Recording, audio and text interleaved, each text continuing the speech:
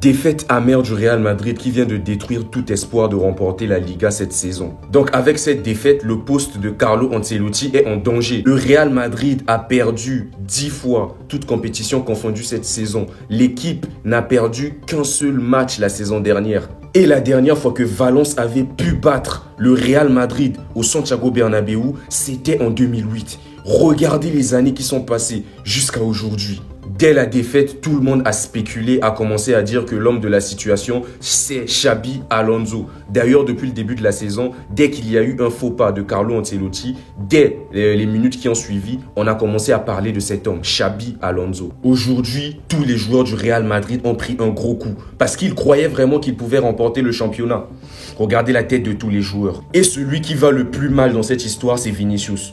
Parce que s'il avait marqué son penalty, il n'allait pas avoir une perte de 3 points. Le match allait peut-être changer. Et la preuve que Carlo Ancelotti ne prend que des mauvaises décisions cette saison, il a avoué en conférence de presse que c'est lui qui a demandé qu'on donne le penalty à Vinicius. Les penalties, ça a été une saison difficile. Bellingham a raté, Mbappé a raté, Vinicius a raté. Je voulais lui donner un peu de confiance. Donc pour lui, il voulait que Vinicius marque ce penalty pour avoir un peu de confiance. Mais actuellement, l'homme de la situation, c'est Kylian Mbappé. Je pense que Mbappé n'aurait pas raté ce penalty.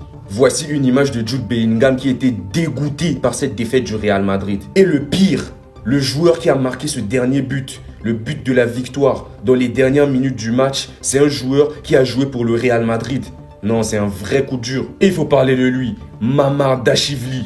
Il a fait un match de malade. Sans lui, Valence ne gagnait pas. Il commence par arrêter un penalty de Vinicius et dans tout le match, il a sorti des arrêts monstrueux. D'ailleurs, il a été élu homme du match. En tout cas, il n'y a rien à dire sur lui. Ça a été lui l'homme de ce Valence. Mais ça fait quand même peur de voir un Real de Madrid qui perd face à un 15e de la Liga. Valence, on sait tous que Valence, ils sont sortis de la zone rouge. Mais ils font une saison sale, une saison merdique.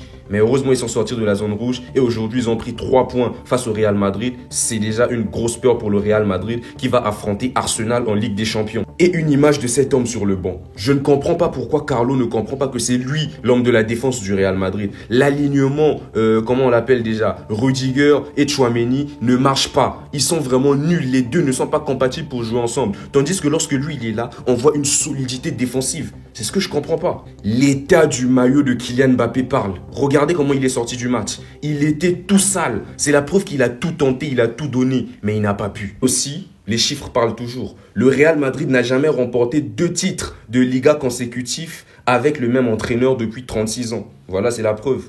C'est la preuve. Et aujourd'hui, on a donné une chance au 3e gardien du Real, car les deux premiers gardiens, sont blessés. Mais il n'a pas prouvé le petit, mais il est jeune. Parce que déjà, le premier but, si c'était Courtois, le Real Madrid ne devait pas encaisser ce but. Et le deuxième but, je pense que même Courtois aurait pu nous sortir un exploit. Parce que Courtois, il sort quand même des exploits. Mais on le comprend, il est jeune, il a encore le temps de progresser. Donc, si le FC Barcelone gagne ses 5 prochains matchs de championnat, ils auront l'opportunité de remporter le titre officiellement le 11 mai face au Real Madrid à Montjuic.